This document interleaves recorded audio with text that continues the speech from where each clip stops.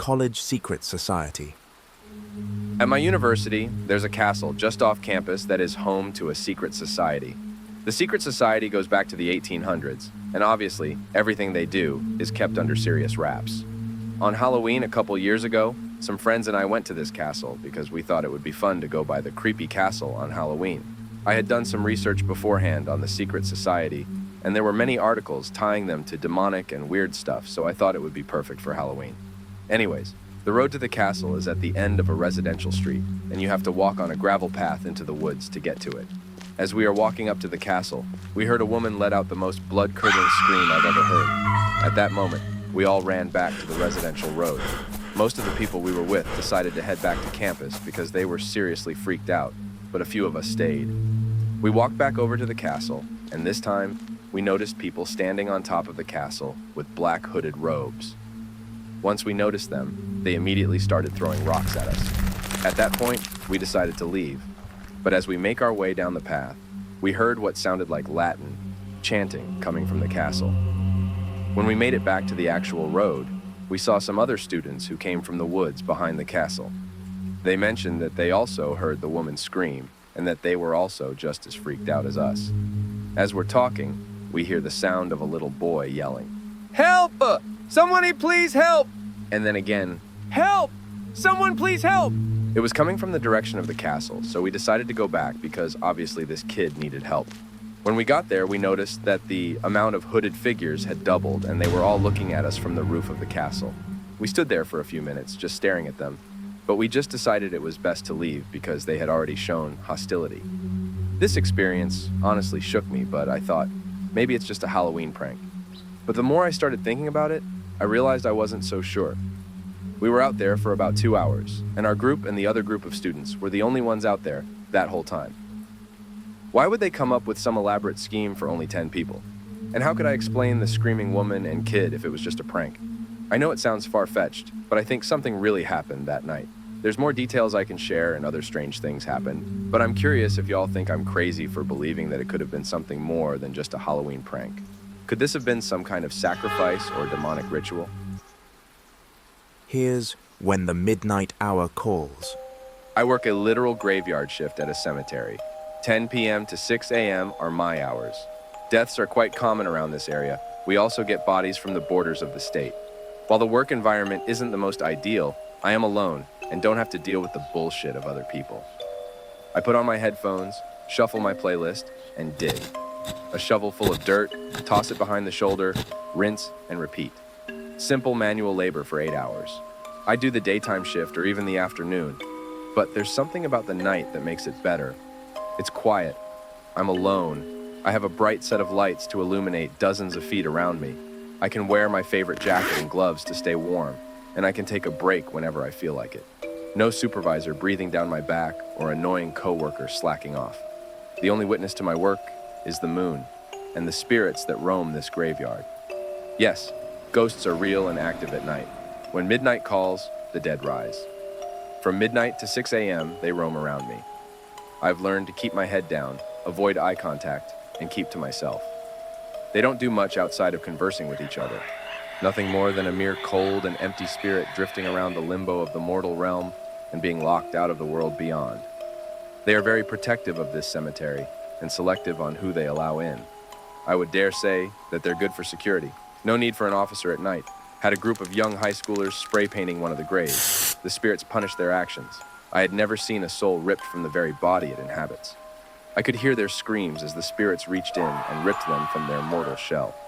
The shrieks of pain that can't even be described, subjected to the hellish torment that awaits them in the underworld for the disrespect of the dead.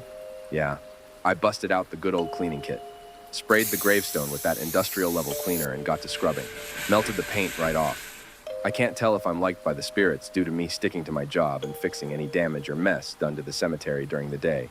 The morning staff have been seeing things and hearing whispers in their heads that drive them crazy. I'm convinced I'll be the only one working here in a while, the whole cemetery to myself. I look upon the graves tonight as the moon shines down like a bright light. Oh, my own grave is right there.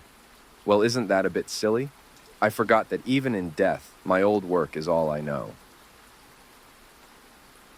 The story is titled I was hunted through the woods by a man who wanted to murder me. From r/true scary stories. So this happened 2 days ago. I, 25 female, was on a date with a girl, 21 female, let's call her Lex. And it was going super well. We've been talking for the better part of a year.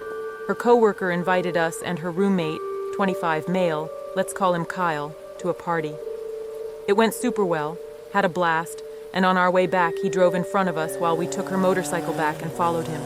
This is where it all goes wrong.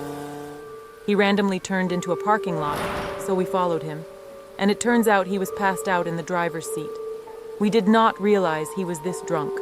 Lex tried to wake him up, and when he got out of the car, he just started beating the shit out of her. So I ran over and pulled him off of her and started beating him. Put up a good fight until he took me to the ground and started strangling me, then grabbed me by the hair and started bashing my face into the pavement repeatedly. Also, this guy is 6'2", and I'm 5'3". I started to fight back even harder to get him to stop because I thought he was going to kill me, so I clocked him really hard and he stood up, bleeding all over me, and said, "I'm going to fucking kill you." At this point, Lex picked me up from the ground and just screamed, "Run!" So we ran in opposite directions into the woods and he followed me. I was much faster, so I was hiding in the woods while he walked around going, "Oh, Gabby, come out. Come out wherever you are. I'm gonna fucking kill you!" So I wound up army crawling through the woods so he couldn't see me and hiding there until I couldn't hear him anymore. Lex had run the opposite direction, so she wound up by the road and flagged down a rando to call the cops, and they came and found me hiding in the woods. He broke her jaw and may have fractured my skull, waiting on the CT results. So yeah, there you have it.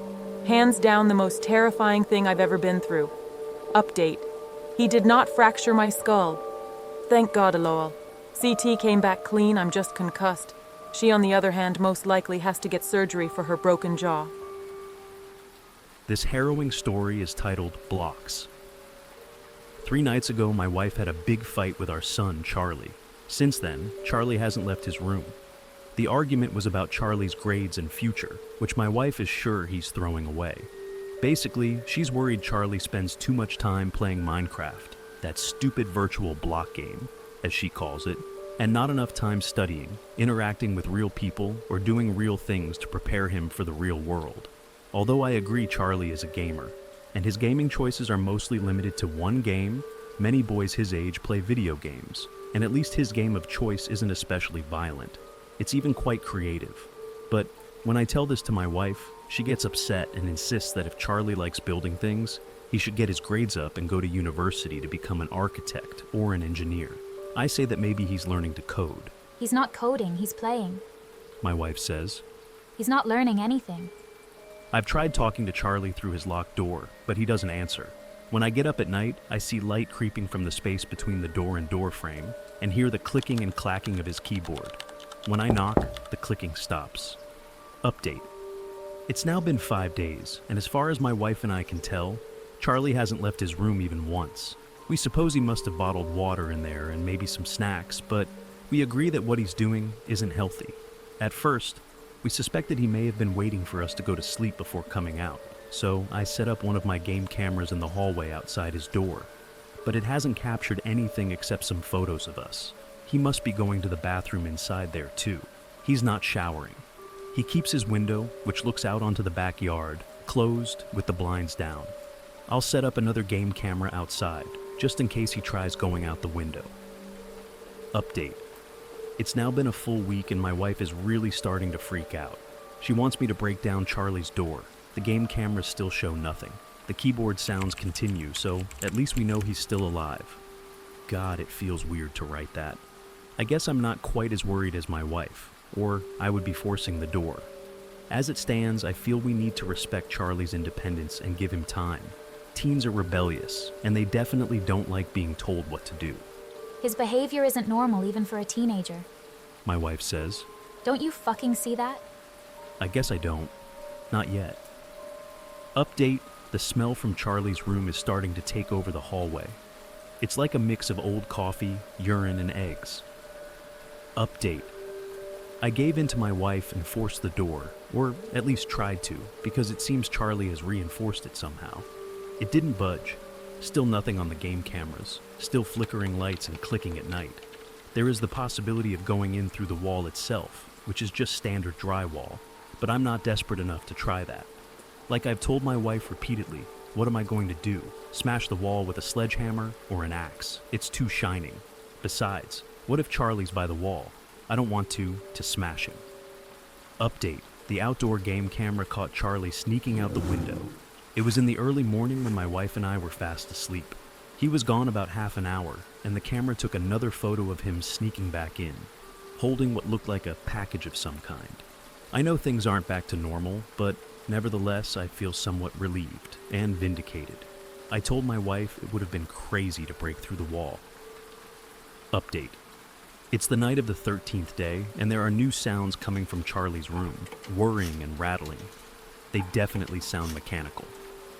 Update, electronic music, loud and all the fucking time, as if sleeping wasn't hard enough for us, just with the nerves. My wife and I spent an hour sitting outside Charlie's room and pounding on the door, hoping he'd answer. I think my wife is starting to break mentally. Her anger has transformed into despair. She has taken to apologizing to him and begging him to let us in. Update day 15. The outdoor game camera caught Charlie leaving again, but this time he returned with a package and a girl. I suppose if things were normal, I would be proud. But things are not normal, and I have no idea what they're up to. I don't feel comfortable with a stranger's kid locked up in a room inside my house. As for my wife, she's been staying mostly in bed. She barely works anymore. Update. I can't believe I didn't think of this sooner. Early this morning, Charlie sent us an email. It was cryptic, but at least it's proof he's still willing to communicate. The message said, "I'm almost done now, so it won't be long." Update. My wife knocked herself out with sleeping pills, and I'm sitting in the living room, trying to watch late-night television. It's not working. The lack of sleep and constant barrage of thumping electronic music is driving me a little bonkers. Sometimes the music sounds like someone screaming. I don't know if the whirring and grinding and buzzing are instruments or sound effects or real. Charlie isn't answering my emails. I must have written 100 to him by now. He's been in his room with that girl for days. Update. I've decided. I'm going to cut power to the house and go in through the wall with a sledgehammer. If I make a fool of myself, so be it. Update. Charlie's in the hospital. My wife is staying with her parents for the time being. I'm living in a motel because I can't stand the thought of being in that house alone anymore. Not after what I saw.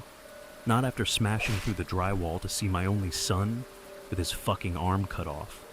So much blood on the sheets. It reeked of piss and burnt flesh. And that girl, Clarice, some internet girlfriend of his, so ungodly pale, sitting at a desk, cutting into my son's severed arm with an X-Acto knife. The police haven't identified any actual crime, but Charlie's lucky to be alive, despite what he so calmly tells me whenever he regains consciousness. I did it. Don't you see? I created.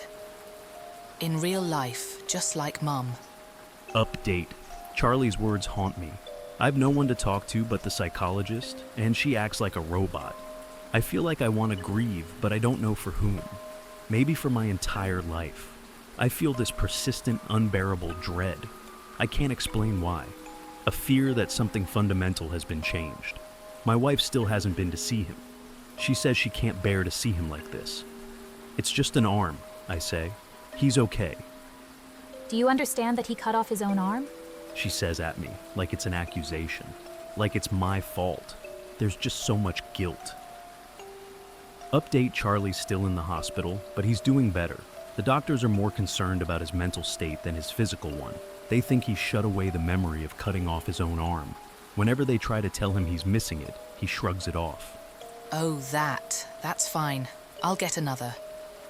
Every time I see Charlie, I want to ask him about the things he told me earlier, but the doctors dissuade me. They say he's still too fragile. They say it's better not to force him to remember the trauma. They say there's a chance he may never truly remember it, and maybe that's for the best. The one thing he constantly asks is to see Clarice. The doctors veto that too. I don't like leaving the hospital because there's something terrible about the world now. Something I don't want to face. Update. Clarice called me, out of the blue. She wants to meet. There's something about that girl that makes me uneasy, to put it mildly. Maybe it's her pale skin, almost like bleached paper. Or the way her body felt that night I finally went through the wall. Charlie felt solid. She felt like a bunch of old band-aids on Jell-O. The way she was sitting there, so carefully, methodically working the flesh of his arm. Charlie thinks it's time. She said. Time for what? For you to finally see. He wants you to be proud of him. How fucked is this? I'm meeting her at some old automotive plant. I don't know if she even has parents. Maybe she's a runaway. God only knows. But God help me, I have to do this. Update. I hesitated to the last possible minute about whether to tell my wife about meeting Clarice, before finally deciding not to. I don't know why. I want to say I don't want to cause her any more stress. Her psyche is pretty destroyed as it is, but I also feel, somewhere deep down, that she simply wouldn't understand. So that means no one knows I'm out here right now. I know that's not smart, but I don't care. I shouldn't be afraid of a girl. Yet here I am, sitting in my car, writing on my phone. The weather is threatening a storm somewhere far off. The factory looks ominous, and I'm fucking terrified. Update, I don't know how to begin to describe what happened, what I saw and did, and what I had done to me. I'm back at the motel, and I keep making mistakes typing this on my laptop because my hands are refusing to obey. But I'm resisting the urge to take a drink because I want to be as clear as possible while writing this. It's fucking monumental. Insane. I met Clarice after wandering about the factory for a quarter of an hour that felt like so much longer. The rain had started, and the way the drops echoed in that place was unreal, like drums inside my own head. She called my name suddenly.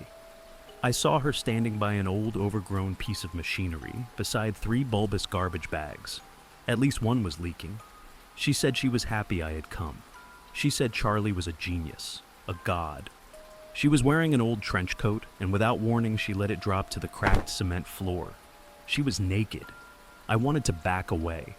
I started telling her I was married, and there was no fucking way I would... It's not about that. She said. She wanted me to look, to come closer and look at her. So I did. I remembered how her body had felt in Charlie's room, and now I saw why. Her pale skin was spider-webbed with blue veins, a nearly imperceptible network in a repeating pattern. Go ahead. Touch me. I pressed a finger against her flesh. It still felt off, but not as disgustingly creamy as it had then. She had solidified. Now press harder. I did. She groaned, and my fingertips sank into her, or more accurately, slipped into one of the blue veins. Go on. Keep going until you hear a click. I pushed deeper inside, until there it was, a click, followed by a loosening. Remove it. I wavered, my gaze meeting hers. Don't be afraid. Gently, I removed my fingers from within her while maintaining my grip on whatever it was I was holding, a cube of flesh. And in her body, I saw a corresponding void. My God.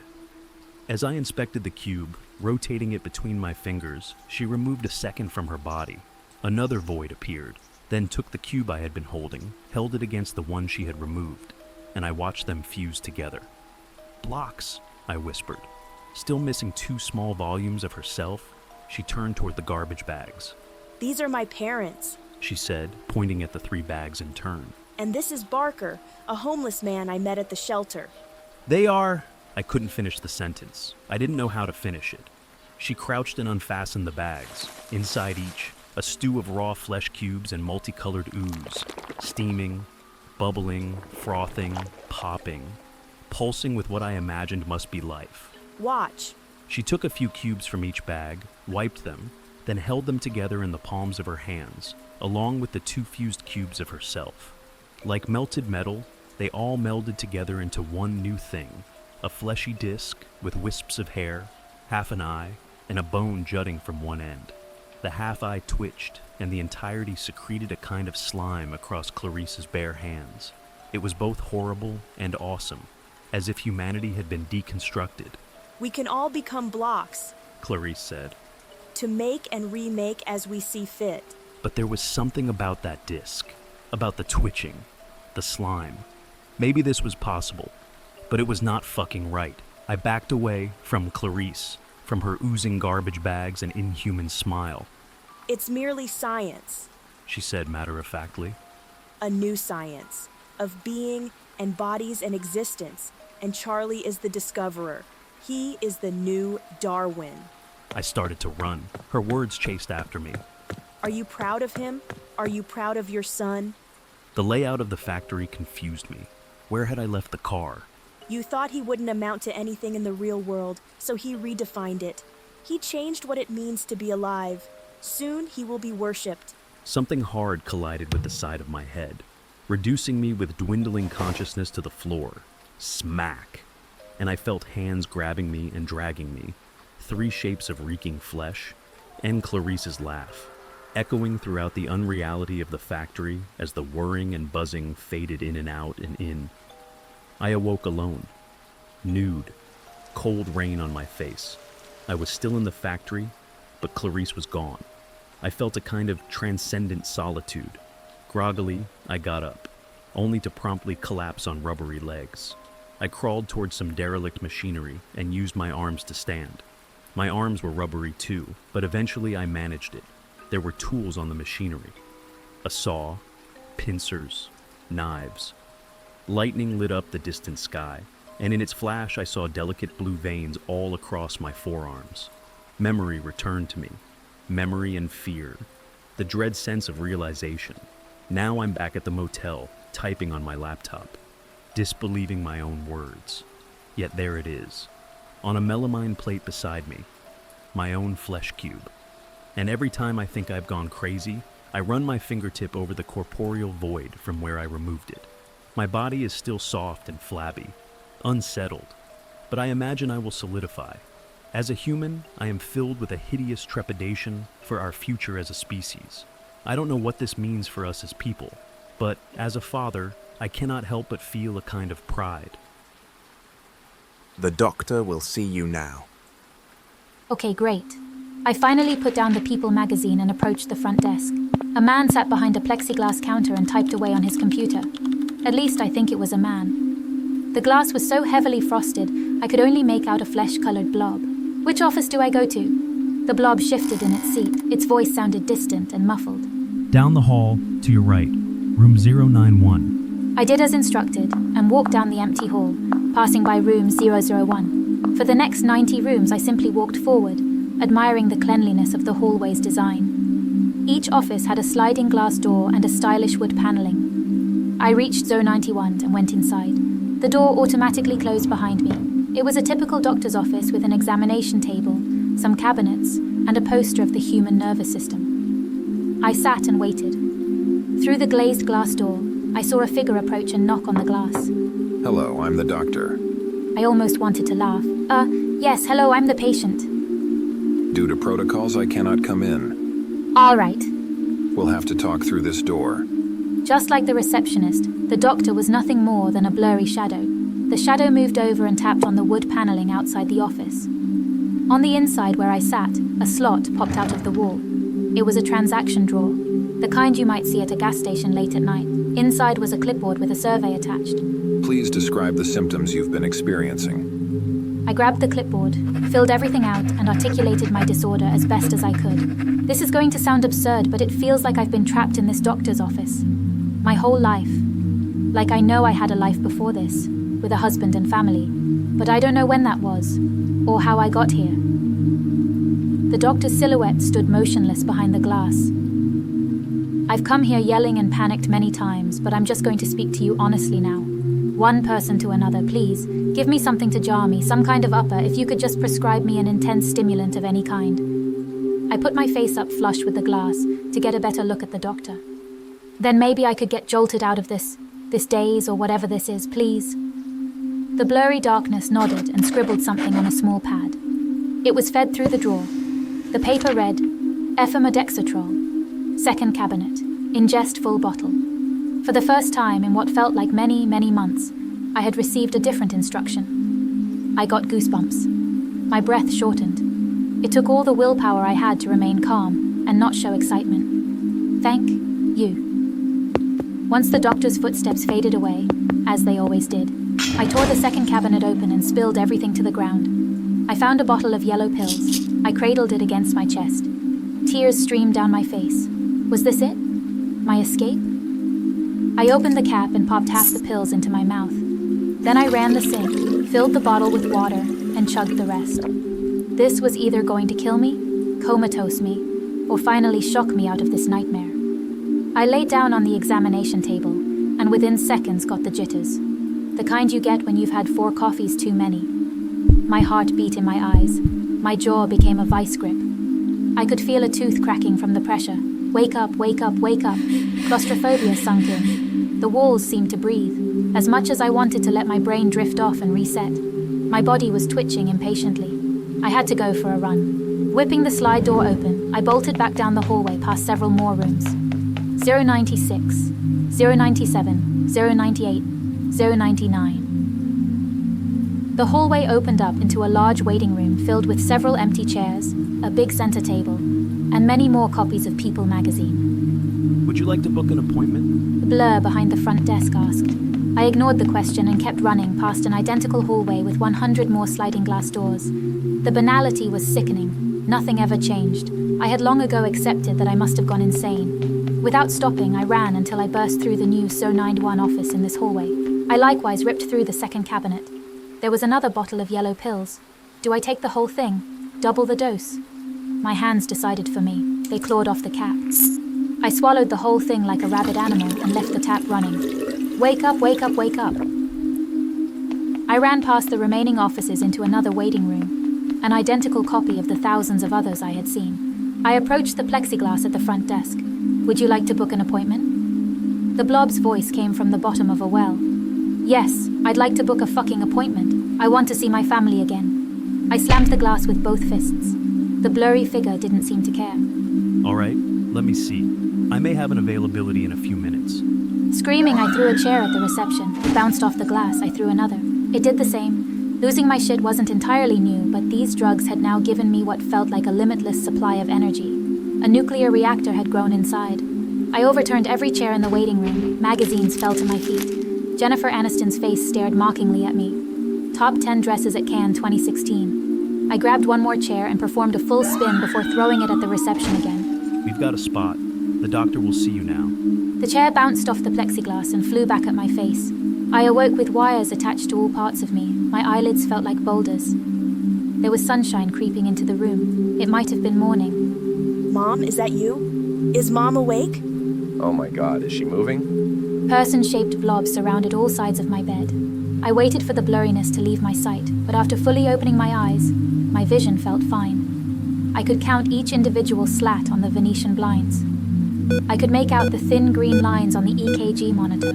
Somehow it was just the people that remained blurry.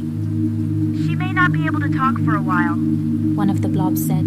Their voice sounded like it was coming through a broken phone. She was out for quite some time. The other voices agreed, sounding equally muffled, indistinguishable from each other. She can take all the time she needs. The closest blob intertwined its murky limb with my fingers. It must have been Derek, my husband. I hadn't seen him in what felt like years. Don't worry, honey. We'll take care of you. My husband, Shape said.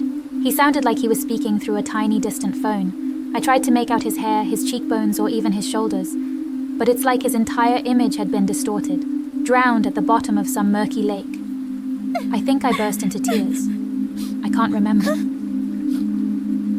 It's now been several years since the incident, and my voice still hasn't come back. I've posted this story to see if anyone else has had to cope with anything similar. I've since returned to my old house and found pictures of the woman I once was. She was always smiling, always grateful for those around her. That's sadly not me anymore. Everyone in my life is a smeared, indiscernible shadow. Everyone's voice has now devolved into a lost, garbled murmur. Communication is useless. I can't make out words. I can't tell my kids apart from each other, or their friends. I can't tell my husband apart from the folds of my bed.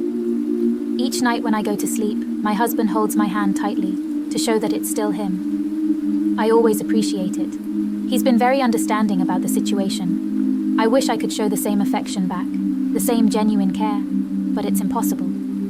As we turn off the lights, his Gaussian blurred face always comes close to mine and mutters something soothing in a gentle tone. I can never tell if my husband is trying to nuzzle me, wink at me, or kiss me.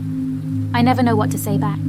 I simply squeeze his hand back and stare in his general direction, hoping that it's towards his face. I can't even see his eyes. This is What we saw that day from the subreddit r/darktales. I used to be part of a college film club with a small group of friends.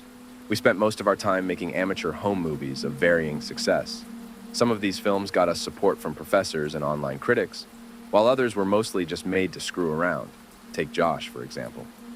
His idea of a movie was his filming himself perform inane pranks around the neighborhood. Heard he even got arrested after one time he got caught causing a scene inside Walmart.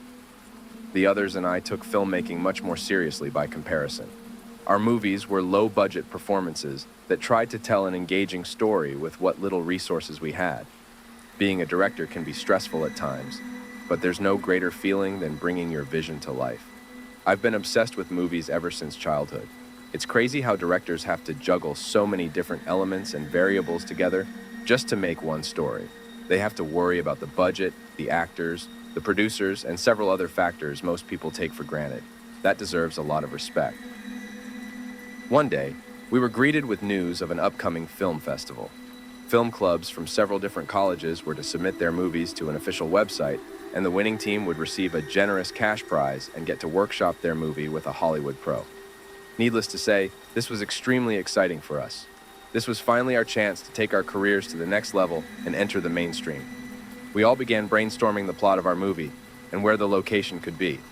Ryan, our unofficial leader, decided we should try out this abandoned cabin near the woods a few miles away from campus. He said it would be the perfect spot for a good horror movie. True to his word, there was a vacant cabin that was ideal for what we were looking for. Heavy layers of dust coated every surface, and the furniture was thrown around like a bomb had gone off. I figured this place must have been ransacked by looters before we got here, but there were still a lot of expensive-looking items there. It was like the owners just trashed the place and left for no reason.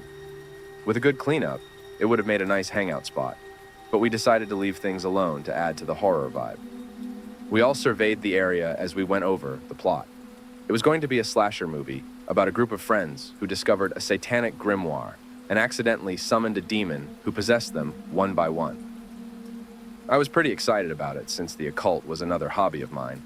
Ryan even brought in an authentic-looking book filled with mystic runes. The filming went well at first. We all naturally played out our roles and did a good job of bringing the script to life. Too bad Ryan didn't feel the same way.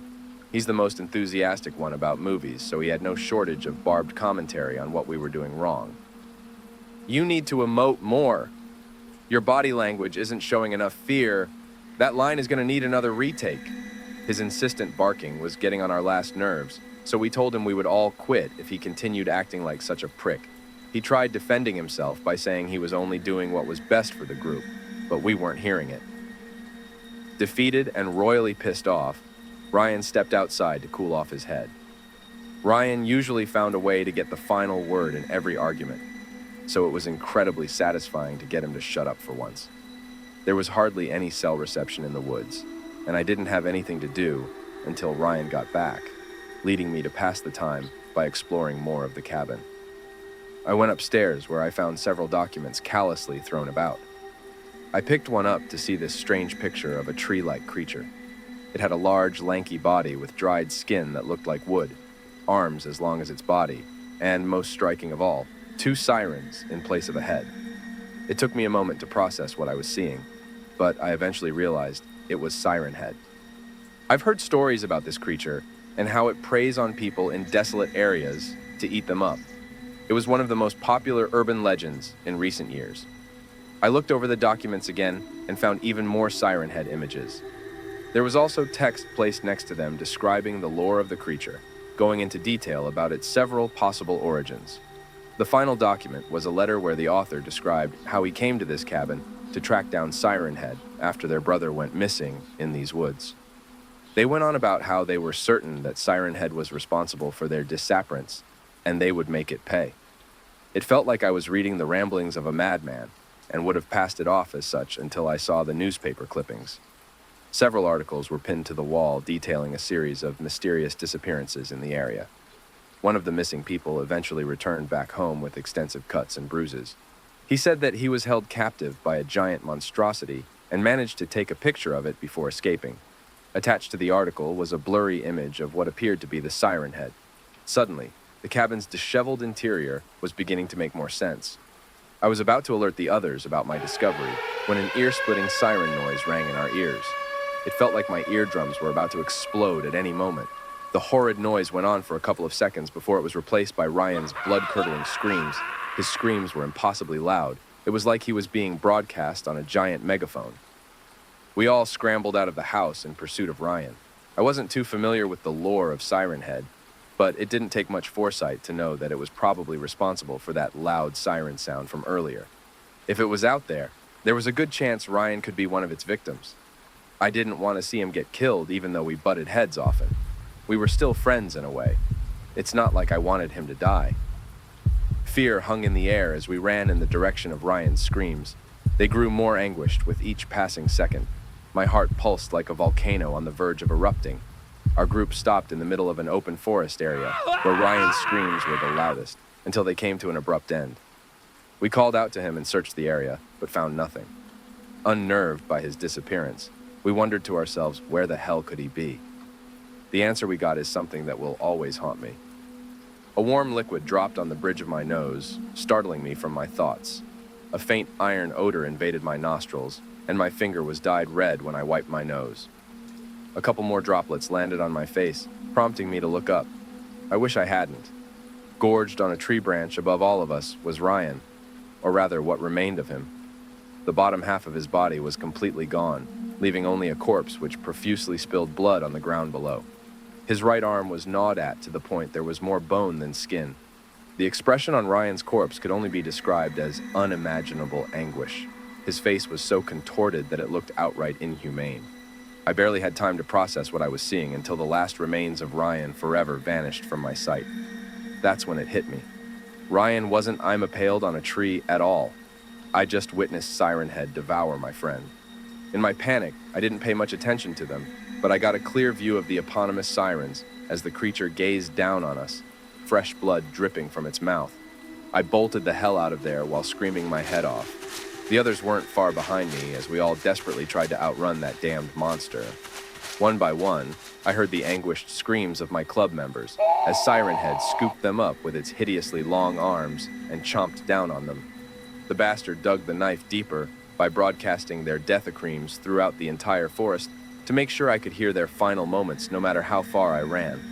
It, honest to God, broke me having to experience that. I remember bawling my eyes out and vomiting on myself during my dash back to the city. Through what can only be described as a miracle, I made it back to town. I looked back and saw Siren Head standing near the forest trail, but he didn't dare go farther. I learned that day that Siren Head doesn't enter open spaces and prefers to camouflage itself with nature. It usually isn't seen in urban areas. 2 weeks have passed since that incident, and my life hasn't been the same since. With most members of the film club missing, the group disbanded while their family and friends investigated their whereabouts. A mass disappearance like that naturally made local news, and now our small town is abuzz with worried gossip. Police questioned me on if I had any leads, but I of course played dumb. It's not like they would have believed the reality of what happened, so I kept the truth locked away. The complete opposite of what a director is supposed to do.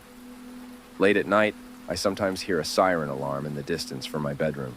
It grows louder with every few days, and along with it, I can faintly make out the voices of my departed friends begging me to save them. My house is surrounded by a colony of large trees, making it the perfect camouflage spot for Siren Head. I'm not sure how much longer I'll be safe here, but I'm uploading this document for anyone who has any doubts. Siren Head is very real, and it does not like it when its prey escapes. It always finishes its meal.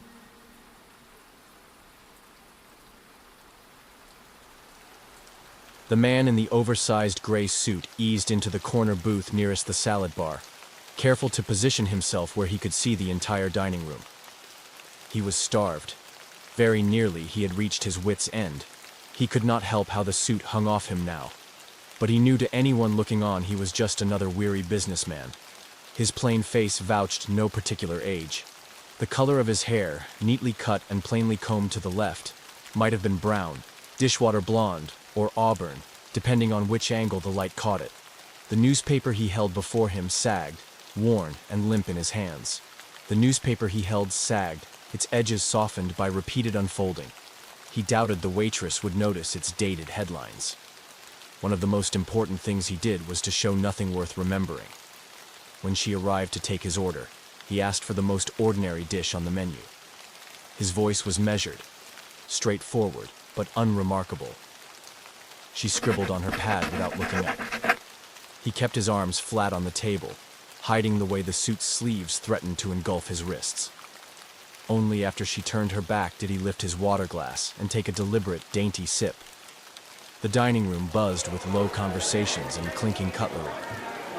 He drew up the newspaper again, the limp pages a camouflage of disinterest while he leveled his eyes above the top edge. He watched the dining room. He shuffled the pages for effect a moment later, then reached out and raised the glass to his lips again. The water did not diminish. When the waitress returned with his meal, he smiled faintly and declined steak sauce. He'd requested his potato dry. After she'd moved on, the man spent a particularly long time working his steak slowly and meticulously under knife and fork. Each morsel, speared on his fork, made the slow journey to his mouth. But when no one was looking, and no one ever seemed to look, he slipped each bite into a pocket of the satchel beside him. To anyone paying only idle attention, the man would indeed look like he was slowly consuming his dinner. But the man had not eaten for uncounted days, and worried that if tonight did not go well, he'd be forced to starve uncounted days more. He continued his furtive vigil throughout his feeding facade. Slim patrons crowded around the salad bar, picking at greens and fruit. Others indulged in burgers and fries, though their toned frames hinted they'd burn off the calories before morning. Even the heavier diners seemed restrained, their portions modest. Finally, his plate was clean, its contents fully hidden inside the satchel. He feigned another sip of water, then picked up the worn, outdated newspaper and resumed his faux perusal to make time. A fly landed on the potato skin and began to clean its legs, eyelash thin. The man did not shoo it away, as others in the restaurant might have. Instead, he watched it idly as it went about its grooming ritual. Just then, outside the nearest window, a frantic chirping erupted. The man gently swiveled his head to peer through the glass at a nest in a bush by the establishment's wall. A mother bird had returned to her nest, bringing nourishment to her offspring. The chicks were still too young to take solid matter. The man could see, but they needed only to open their mouths, and a wonderful pre-digested curd would fill their stomachs. What a selfless creature, the bird. If only its young knew how lucky they were. His musings returned to the visitor on the potato skin. Perhaps the chick's meal had been a cousin of this fly. Maybe the two had munched side by side in the same garbage heap. The insect would never know what had happened to its relative, now in the bellies of the birds. It would know only that one day, its maggot brother had disappeared, never to be seen again. The man watched the fly's mouth parts drop to the potato skin. Like the chicks, the fly, too, could not eat solid food. It, however, held an advantage: the ability to pre-digest its own food with a corrosive enzyme before taking the nourishment.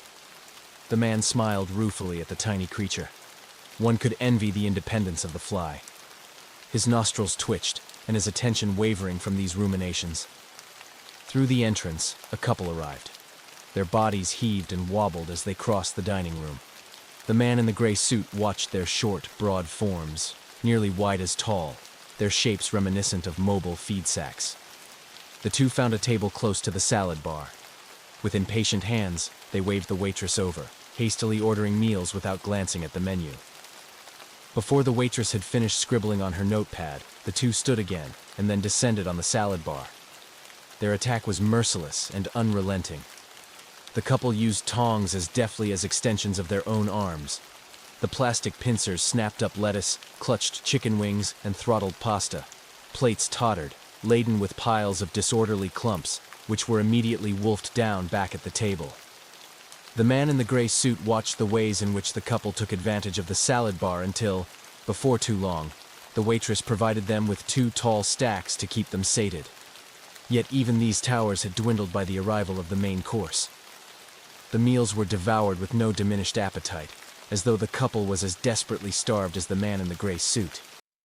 After swabbing clean the plates of even parsley, the couple patted their ample stomachs and confided to one another, almost in tandem, that each felt ready to burst.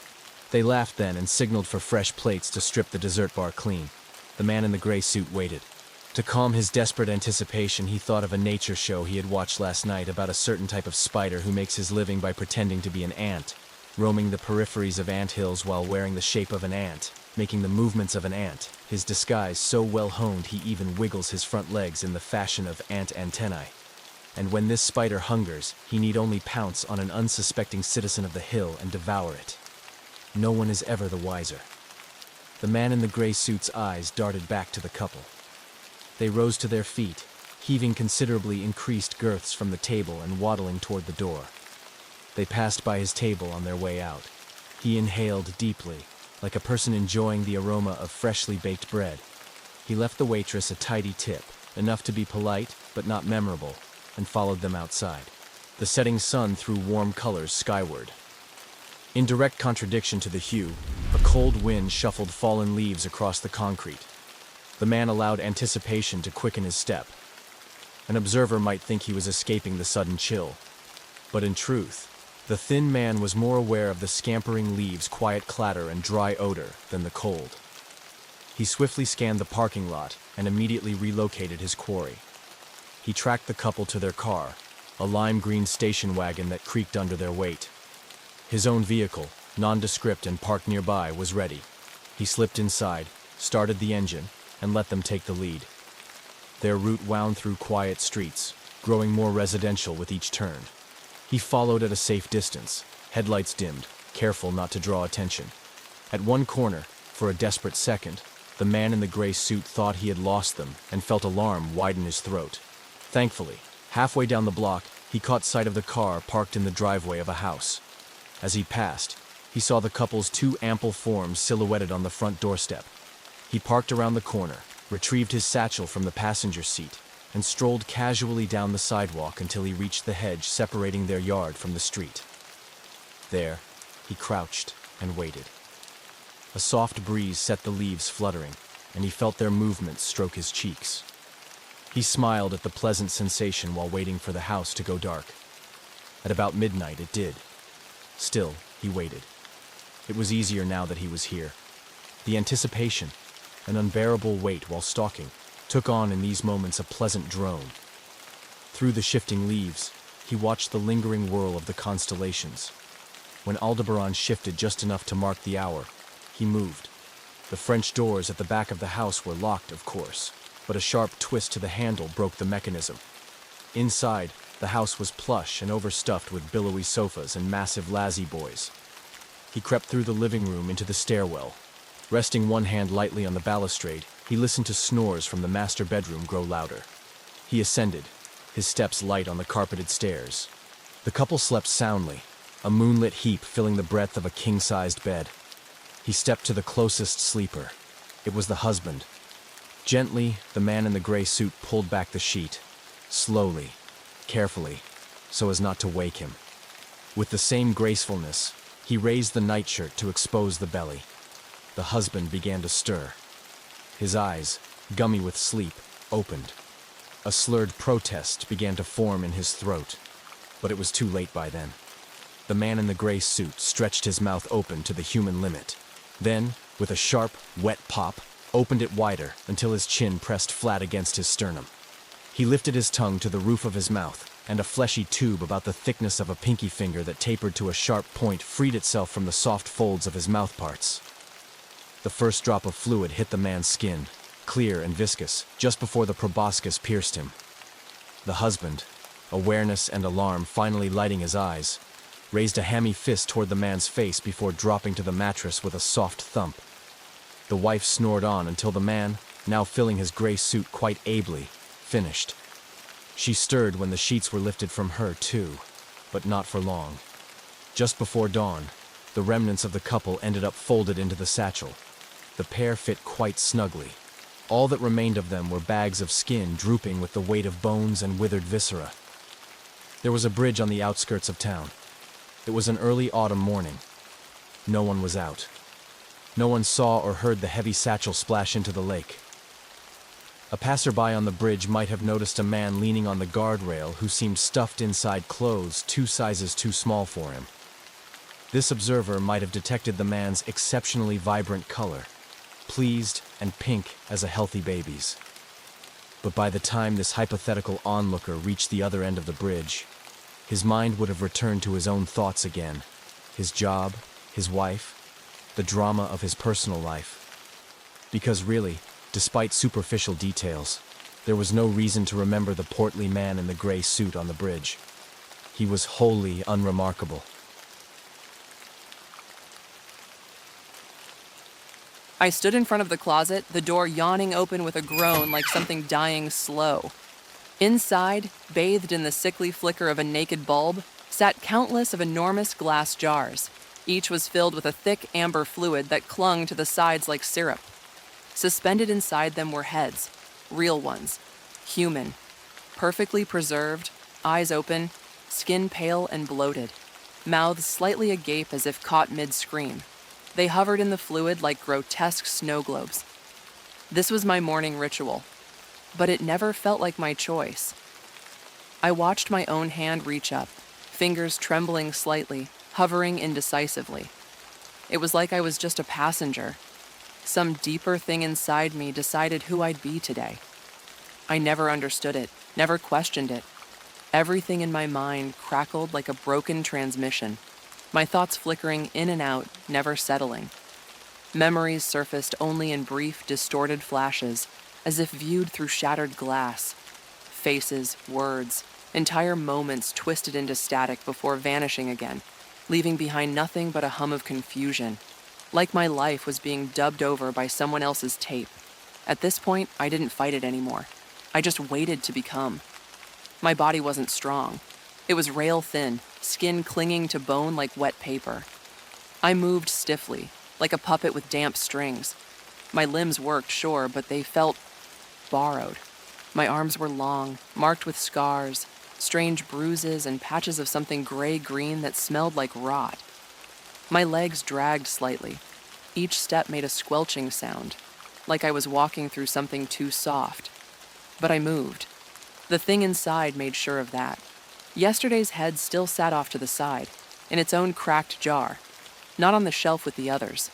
It didn't belong there. Ellis Thorne.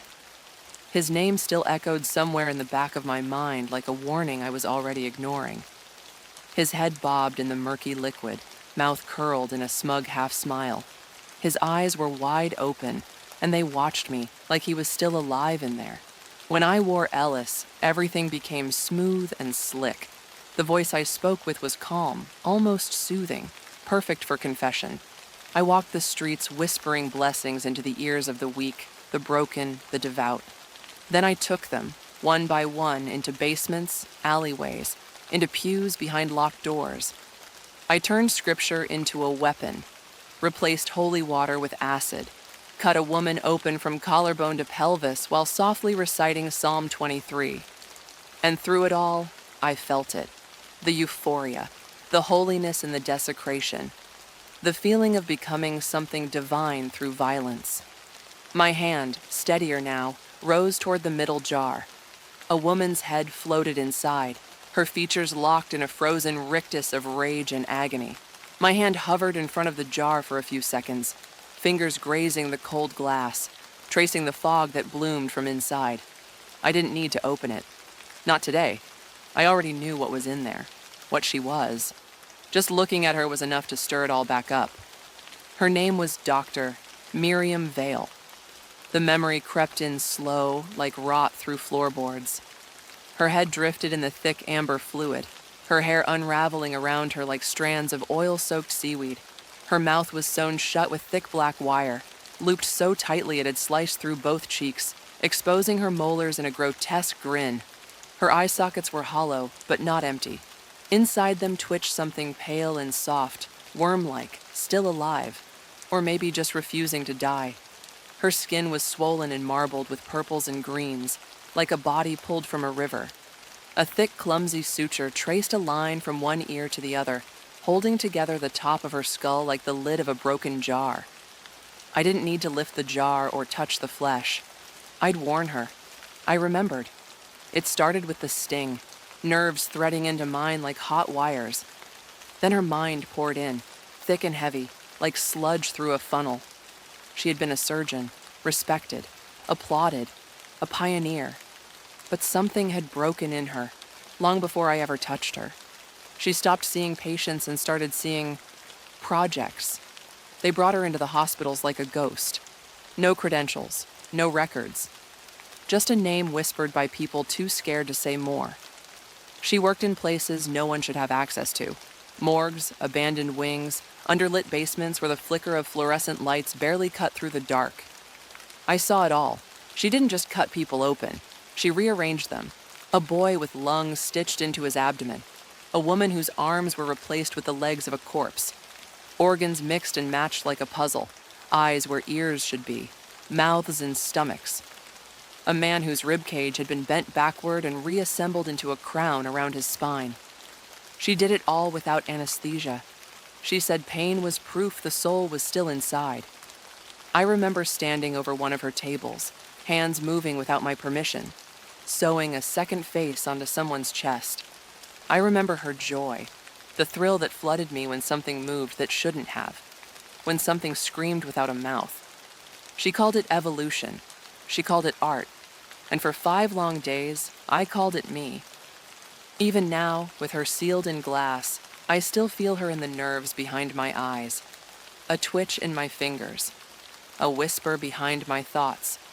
I haven't worn her in over a week, but sometimes I wake up thinking I'm back in that room, the floor sticky with blood, the walls breathing like lungs. Dr. Miriam Vale doesn't let go easy, but today felt off, like the air had shifted just slightly out of tune. The silence in the room wasn't empty. It was waiting. Even the bulb above me sputtered slower, its rhythm hesitant, like it too sensed a boundary being approached. My hand rose again, but not with the same limp obedience as before. It moved with a kind of gravity, like the decision had already been made somewhere deep in the architecture of me, somewhere I'd never had access to. Jar number 27. This jar sat lower than the others, closer to the floor, almost like it had been forgotten or hidden. Dust clung to the glass, and the amber inside was darker than the rest, nearly brown, like molasses left too long in the heat. The thing inside was obscured, shadowed, but it didn't matter. I knew. This was the one. My fingers rested against the jar. I felt the hum before I heard it, like something behind the fluid had just woken up. A vibration in my bones, subtle but steady, the way thunder sometimes comes before the lightning. I didn't know their name, didn't need to. Some part of me had been saving this one, for last, for when it mattered, for now. My other hand rose and found the lid, and as I twisted it, the seal broke with a wet pop. A small bubble rose from inside, like breath held too long finally released. The hum came instantly, low and bone deep like recognition. The fluid inside quivered, almost excited. Something pressed back against the glass, eager, hungry. Like the other heads before, it was never a choice, just its turn. But as the scent hit me, thick, metallic, sweet, I felt it. That pull, that flicker, that quiet click of something unlocking behind my eyes. There was no fear, just the question, who will I be this time? Today, we're diving into a haunting tale straight from Reddit's r/dark tales. Mr. Winslow accused my mother of stealing his dead wife's jewelry. I explained it was impossible.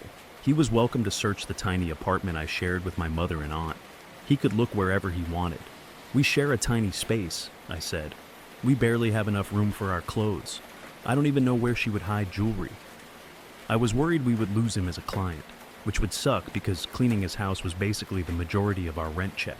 But a week later, he found the pearl necklace. It had somehow traveled down to his basement. I'm still missing the gold bangle, though, he said, and some earrings. I told him I was sorry, but I had no idea. If my mom or aunt found it on their next clean, I promised they would let him know right away. He hummed and hawed. There might have been a week where he hired a different maid service, but eventually he called back, asking if he could hire all 3 of us on site again. I thanked him profusely. I told him we'd keep an eye out for the missing valuables. On our drive over, I had my mom and aunt practice the apology we would give him in English. Even though we didn't steal anything, I explained we should still say sorry. Why? My aunt asked. That's so stupid. Everyone apologizes for everything in Canada. Just trust me, he will want it. We need the work, my mom said. For a second, my aunt revved up to say something else, but then let it go. We did need the work. When we arrived, Mr. Winslow was on a phone call, watching his 2 large golden doodles play in the front yard.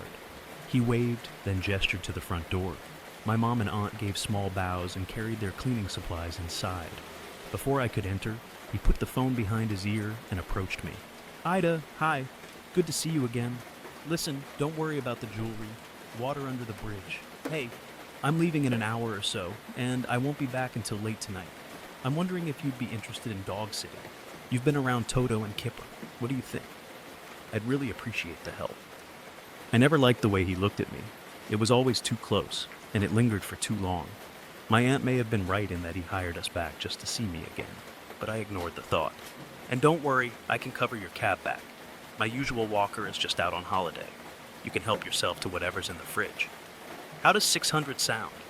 I looked at his house and imagined if I would be comfortable there, alone at night. I'll make it 700. I know it's last minute.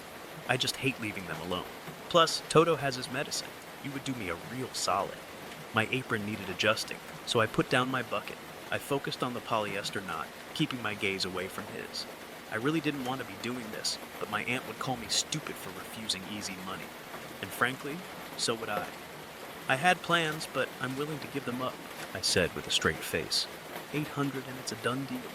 He paused for a second, observing me scrupulously. Then he found his usual smarmy half smile. You're a lifesaver, you know that? An angel. His hand gripped my shoulder, then patted it twice. Both my mom and aunt were pleased about the extra cash. They said I deserved to make extra for all the bookkeeping I do, but they also both voiced their concerns for safety. They said they could stay with me if I wanted. Safety? Mom, I'm just watching 2 dogs. My mom wiped a caked red stain off his counter, an old wine spill. Yes, but so late in his house? You're not worried he might, I don't know. Might what? Exploit me? I met his groundskeeper once, another immigrant contractor. Except the groundskeeper was being paid far less because he never properly negotiated. Mr. Winslow was certainly capable of exploiting people when he wanted to, and I'm sure he would try the same on my family. But I was different. I'd gone to school in Bannever, and I knew the little maneuvers played by the so-called progressive people in North America. And Winslow knew it too. He didn't realize a Canadian-raised daughter organized her mom's cleaning service, or that she would show up on the first day as a statement. That statement being, you can't get away with mistreating these old Brazilian women, and you certainly can't swindle them out of the going rates in his neighborhood. I'm on to you. I had asserted myself with this Mr. Winslow, and felt confident that I could stand my ground if he tried any bullshit. Mommy, I'm not worried about him. Really, I'm not. He's a pushover. 6 p.m. rolled around. It was just me and the Golden Doodles. My mom and aunt were back at home, watching low-res soaps on a MacBook, but they said if I encountered anything strange, a sound, a smell, an unexpected car in the driveway, to give them a call right away. Mama, it's 2 dogs. I'll be fine. Just keep your phone close, Ida. Your auntie has sensed things in that house. Unpleasant things. I forgot to mention my aunt thinks of herself as an amateur medium. In the village she grew up in, she claims she could sometimes see people who were recently deceased. But I never really believed her, mostly because it was also my auntie's idea to charge families who wanted to forward messages to the very same people who were recently deceased. Okay, Mommy, whatever you say. I'll phone you if I get scared. That house has a history, Ida. You could feel it in the walls, the outside too. It sure does. A history of being owned by a wealthy prick. The sun slinked below the overcast horizon like a dying lantern. It got dark much faster than I expected. I kept all the lights on and played with the dogs a bit, trying to encourage them to try piss on the shag rug. Neither did. They mostly wanted naps. I tried napping for a bit too, but the leather couch felt like it was made of rock. I just couldn't get comfortable. Eventually I made myself dinner, some pasta that had been bought from Whole Foods, and ate it while scrolling on my phone. I was just about done, ready to take my dirty plate in the sink when I first heard it. The first explosion. It came from the basement. A vibrating K-POW that rattled the windows and chandelier on my floor. It sounded like someone had set off a cherry bomb. What the hell? I turned to the dogs who were just as scared as I was. They came whimpering with tails between their legs. Could a pipe have burst or something? I looked at the basement door, an area we were not instructed to clean, and then heard another explosion. Vases shook. A painting went tilted. It sounded louder, like full-grade firework. I had lived in Rio de Janeiro, by Priana Beach, where they often launched celebratory fireworks. This was just as deafening. I didn't want to go down to the basement. In fact, I sat by the front door, both dogs huddled around me. 20 minutes passed. It had been quiet. Out of pride, I refused to call my mom. I didn't want to admit I was scared. Instead, I spent the time going through all the rational answers in my head that could explain away the noise. Plumbing, terrorism, teen pranks, hot springs. There were hot springs all over West Ban.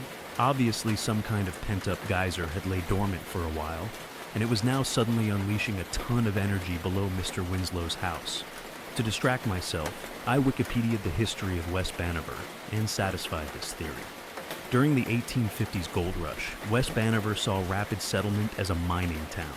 The proliferation of mine shafts soon led to a discovery of underground hot springs. Mayfield Briggs Limited, which was the first company to seize the opportunity as a tourist attraction. That's all it was. A hot spring releasing a buildup of pressure. Then a third explosion came. It was so loud and violent that the door to the basement flew open. I fell to the ground and covered my head as several books went flying off nearby shelves. The dogs yipped and barked like crazy. They stood in front of me, guarding against an unseen force. A voice shrieked from the basement. "Help! Help!" Rivets shot through my hands and knees. I was frozen to the floor. "Please!" It had the high-pitched desperation of someone whose life was about to end. I raised my head and listened closely to hear haggard, dusty coughing. It sounded like an old man's cough.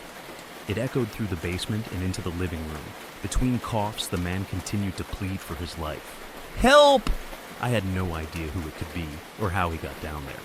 Before I could think, one of the dogs shot past me, bolting down the basement steps, barking ferociously. "Kipper!" I tried to grab the loose leash, but I could only hold the collar of his sibling.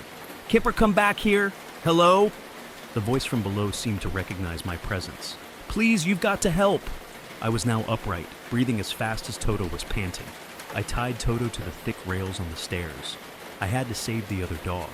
Instinctually, I grabbed my phone, slipped an AirPod in one ear, and dialed my mother without even looking at the screen. "May, there's something terrible is happening." My mother was suitably confused, even more so when she heard the screaming of the man downstairs, as his voice echoed in the living room. It was a cry of immense, awful pain. After two slower, more detailed explanations of what I just heard, my mother told me to call the fire department. Poke your head through the basement, see what's happening, then call the fire department. That made sense to me. I inched my way to the basement entrance and tried to see past the doorway.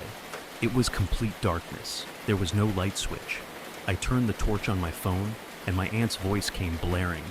"Get out of there, Ida! I am telling you, there is darkness in that house." As I illuminated the dusty wooden stairs, I saw that they only lead to more pitch black.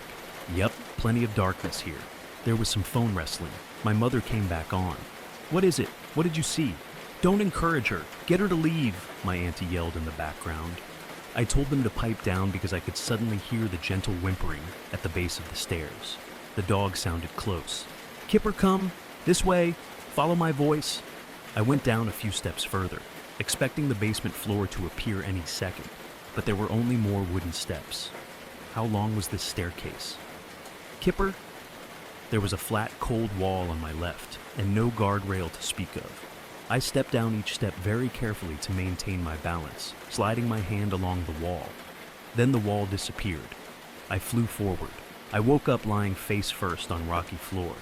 My phone was cracked next to me. My mother was crying in my ear. "Ida! Ida! Oh my God! Ida!" I looked up to see I was not at the bottom of someone's basement. There were lights all above me. Lanterns. They were illuminating a cavernous, rocky chamber that led to many tunnels with train tracks and wooden carts. I was in the opening of a massive underground mine. I coughed and gave out a weak, "What?" "Ida, is that you? Are you..." My mom's voice faded. Before I could reply, I saw the crooked form of a man in tan coveralls, shaking the immobile body of another person in coveralls next to him. In fact, There was a small row of half a dozen miners all slumped against a blasted rock wall. There were bits of granite, wood, rope, and what looked like entrails splattered all throughout. "Oh, the cruelty," the one standing miner said. He went from body to body and jostled each of his co-workers. "Must I find you all like this? Every time?" I crawled up to a half-standing pose and tried to see the face of the hunched-over survivor. My heart dropped. He had no face. The explosion, which must have killed some of friends, had also blasted away this man's entire sternum, neck, and skull. The miner wasn't hunched over or leaning away with his head. He just simply had no head. And up there, floating right in the middle of where his face should be, were a set of eyeballs glistening under the yellow lights. The eyes turned to me. "Oh, why hello. Hello there." Terrified, I rose to complete standing and opened both my palms in a show of total deference. I don't know who you are or what this is." The headless miner walked toward me. I noticed he carried a pickaxe in his right arm. He gestured with his left to where his ear would be. "I'm sorry I can't hear you. Had an accident." Despite him having no head, his voice still came from where his mouth would be. There was an earnestness in his speech. It might have had something to do with his very old-timey accent, but I still felt like he was trying to be friendly. "Another batch of faulty dynamite. Everyone's dead. But what else is new?" He brought his left palm to his face, perhaps to wipe away tears, but instead, his hand traveled through his non-existent head to scratch a small portion of his back. "Been dead for many years, I'm afraid, but I've kept busy, been a good man, worked very hard for the boss upstairs." He gestured upwards with the pickaxe. I looked up, and out in the distance, I saw a large, ancient set of wooden stairs that I must have fallen from. They extended far up into the mine's ceiling and kept going. "He's gotten good ore from me, good, shining, golden ore. I have a knack for it, you see, the same knack that killed me so many years ago. It's probably what's still keeping me around, though." He came closer. I could see he had brown irises, with one of the cataracts deteriorating into milky white haze. The eyes stared at me, unblinking. "Because I'm not done, see? This mine isn't empty. I know there's more gold, much more. And it's not all for the boss. No, I'm keeping some to myself. Don't tell him, but I've been stashing a large deposit for myself. It can't all be his, of course. It's my mine after all. Half these tunnels were dug entirely by me, so of course I deserve some. It's only natural." I lifted my hand and pointed at the staircase behind him. I mouthed very big, obvious words. "I have to go back. I'm going back up those stairs." He shifted his body. His two eyes turned in the air, as if they were still inside an invisible skull. I saw nerve endings at the back undulate and twist. Yes, that is the only way up. My heart was in my throat. At least I found some form of communication. I gestured to knee height and nervously asked if he had seen a large, shaggy dog. "Ah, yes, I've seen the pooches.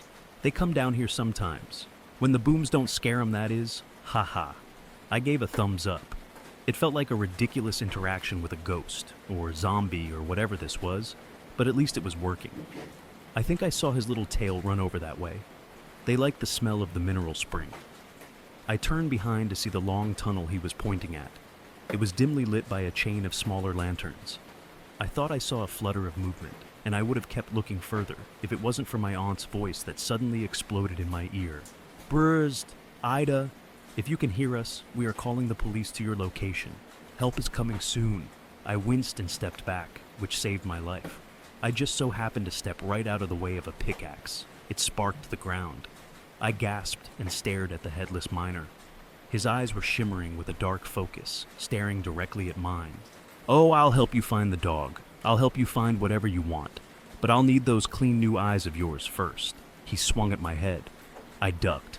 He went for the backswing. I ran. Stupidly, I ran in the opposite direction of the stairs. I ran straight into the long tunnel lined with dim lanterns, but I couldn't turn around.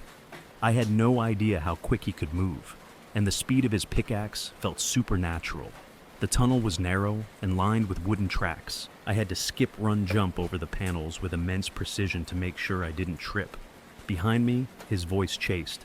"Go ahead, run. I know where these all lead." I ignored the words and kept going. The tunnel bent left, then right, then left again. I ignored several exits before the tunnel spat me out into an open, cavernous room filled with dozens and dozens of mine carts. I investigated the room for anything useful. A far opposite wall appeared to be the site of the latest digging. Loose rock lay everywhere. There was a small mine shaft holding a chained-up cart, and something in the cart shimmered. It was gold. And not just ore, either. There were bars, coins, medallions, and jewelry. Mrs. Winslow's bangles were right on top. I ran to the cart furthest from the entrance and ducked behind it, breathing heavily, coughing from all the dust. The headless man emerged from the tunnel, pickaxe raised and scanning where I could have hid. I may not be able to hear you, but I can follow footprints pretty easily, huh? I know you're in here. He grabbed the closest minecart available and pushed it into the tunnel entrance. With an immense show of strength, he lifted and dislodged the cart off the track, cramming it sideways, creating a massive obstacle. I was sealed inside. Trying to stay absolutely still, I coughed through my teeth, lungs burning. My mom's voice came through. Burzit! The police should be there. I told them you were in danger. They said they sent a unit over. Maybe they broke down the front door. I looked up at the mine shaft next to me. If it did connect to the surface upstairs, this was my only chance. I gave a couple good yells. Help! Down here! Help! I don't know if it did any good, but it was better than nothing. I turned to see if the miner had heard anything. He hadn't. The pickaxe tapped and clanged awkwardly around minecart after minecart. I had a bigger advantage than I thought. Although the miner had 2 floating eyeballs, only the left one was really capable of seeing anything. So I kept my distance and watched where he was going, always staying behind. As he limped and peered around minecarts, I was able to evade him, move from behind rock piles and other carts, careful not to leave a trail in the rock dust. It was all going well until I heard a familiar panting. Oh look, if it isn't Precious. The dog had managed to jump over the miner's blockade. It must have heard my yells. Surprisingly, Kipper was unafraid of the headless villain, and even approached him to receive pets. Now, why don't you go say hello to our other friend here, huh? I know she's here somewhere. No, Kipper, please don't. The dog started sniffing. Within seconds, he found my scent. Kipper skipped towards me like Lassie and excitedly licked my face. "Aw, there we are. Now isn't that a good boy?" I stood up and stared at the filthy ash-stained coveralls. Despite the lack of teeth, I could sense a menacing grin where the mouth should be. He wasn't going to lose sight of me now. I had nowhere to go. So I did the thing my auntie said worked on all spirits. I fell to my knees and prayed. "Please, I only came here for work. I'm too young to die. Let me go and I won't tell anyone that you're here." He stood over me. Both of his pupils started to quiver. In just a few seconds, his eyes were swimming excitedly within the space of his head. I took off the only valuable I had, a gold necklace with a miniature version of Christ the Redeemer, a gift I had received as a teen in Rio. I held it out in my shaking hands. "Please, take it. Take everything." Suddenly, both the eyeballs stared forward again, entranced by the gold. Well, look at that. How generous of her. We should reward generosity, shouldn't we? It was hard for me to describe to the police officer how exactly I got out, because I have no idea. The fiery pain where my eyes used to be overwhelmed my entire reality for hours. All I wanted was for it to stop. They found me half inside a dumbwaiter, bleeding to death from the gouges in my face. I was taken to the hospital, where I would spend the next 4 weeks recovering. The police did not, in fact, storm the house like my mom said. They waited outside for the homeowner to return. But when they heard my screams coming from the top floor, they broke the back door and eventually came to my rescue. I'm told they did a thorough investigation, but could not find any of the things I described. The basement door led into a regular basement. It was filled with old furniture, unused decor, and paint cans. No mine. The dumbwaiter was also just a dumbwaiter. It wasn't some mine shaft, and it didn't lead any deeper than the basement. Nothing special. There were definitely hot springs close by, but nothing close enough to damage Mr. Winslow's property, and there was an old, depleted gold mine not far away either. But it was completely abandoned, closed off, and nowhere near as big as the one I had described. The police, paramedics, and doctors all thought my story was some hallucination, that I had been on drugs or had some mental breakdown, even though they couldn't find anything in me other than small traces of weed. Thankfully, my mother and aunt believed me. They believed every word. My aunt is the one who encouraged me to make this post, so others could hear my story. I know it was real. I know it was. And Mr. Winslow is fully aware of the mine's existence. Putting the dots together, I realized it was likely the source of his wealth. Winslow had some control over that one headless miner down there. Did Winslow intentionally entrap me? Was he trying to get the miner a new set of eyes? Or was it all an unfortunate accident? I might never know. But what I do know is that Mr. Winslow has been paying for our rent ever since the accident. He feels terrible about the situation and can't possibly imagine what I've been through. But he knows what happened. He knows if I really pushed, if I really forced the police or some private investigator to look into it, they would uncover something awful. Something really, really bad. Anything you need, anything at all. I will cover it, Ida, he said. You helped me out, protected my dogs, and I will never forget it. He's offered to pay for the rest of my university schooling. And once my face heals up, he's even offered to cover for some very expensive experimental eye transplant. We'll see how that goes. You and your family will live comfortably from now on. You'll want for nothing. Tell me exactly what you need, and you'll get it. So I told him I'd like my necklace back. It was an heirloom. I said I lost it somewhere in his house. A few days later, he returned with the usual smug, half-crooked smirk in his voice. He brought the necklace back in a box, pretending he had bought me a new one, except it felt exactly like my old one. It was all shined up, completely buffed of scratches, but it weighed the same. It was my old one for sure. When my mom saw it, she asked, "Did it always have it? This dedication?" As far as I remembered, the backside of the tiny Christ the Redeemer was always plain. I fingered its shape in my hands. What dedication? The new little divots caught my nails. There was writing that was definitely not there before. My mom described it as a curly serif font, like a gift for a lover. You're an angel.